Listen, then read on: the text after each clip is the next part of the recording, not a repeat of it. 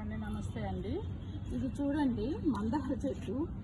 ఇది ఎన్ని పూలు ఇస్తున్నదంటే ఈ చిన్న చెట్టు చిన్న మందారం అన్నమాట. ఇలా గులాబీ పూలలాగా వస్తుంది.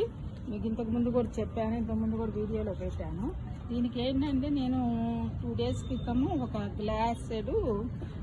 గ్లాస్ అన్నీ ఏం చేశాను, kitchen waste liquid all mix ఉన్నది ఇచ్చాను అనమాట. పూలు తగ్గిపోయినాయి, మొగ్గలు రాలిపోతున్నాయి. అందుకని దీనికి ఫర్టిలైజర్ అవసరము. దీనికి ఉన్న బలం అంతా అయిపోయింది. చిన్న కుండీ కదండి, కుండీ చాలా చిన్నగా ఉంది కదా, అందుకని మనము మామూలు వాటర్ కన్నా ఇస్తూ మధ్యలో ఒక 2-3 daysకి 1 week ఒకసారి కంపల్సరీ అది ఇస్తే మళ్ళీ మొగ్గలన్నీ ఇలా వచ్చేస్తాయండి. కొత్త మొగ్గలు వస్తాయి. ఈ వచ్చిన మొగ్గలు పెద్దగా అవుతాయి.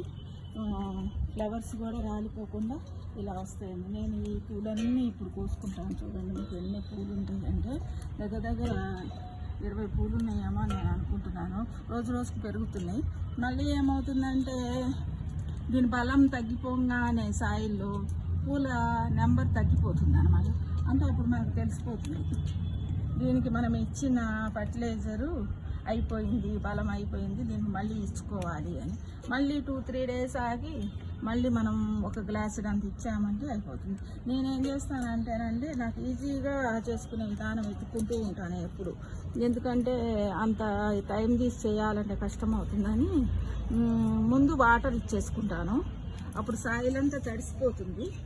తడిసిన తర్వాత మనము స్టోర్ చేసుకున్న ఫర్టిలైజర్ ఉంటుంది కదా, లిక్విడ్ ఫర్టిలైజర్, అదొక గ్లాసుని ఇలా చల్లినట్టుగా మొత్తానికి ఇచ్చేస్తాను. అప్పుడు ఏంటంటే అది డైల్యూట్ అయిపోతుంది సాయిల్లో. అప్పుడు నాకు ఈజీ అయిపోతుంది. చూడండి ఇవి మందారాలు ఎన్ని వచ్చినాయండి, 4, 6, 8, 4, 12, ఒక 4, 16, 20 అనుకున్నాను. 20 కన్నా కూడా 2 పూలు ఎక్కువ వచ్చినాయి. 22 పూలు వచ్చినాయండి. ఆనందమే కదా, 22 పూలు ఇంత చెట్టుకు వచ్చినాయి అంటే మంచిదే కదా.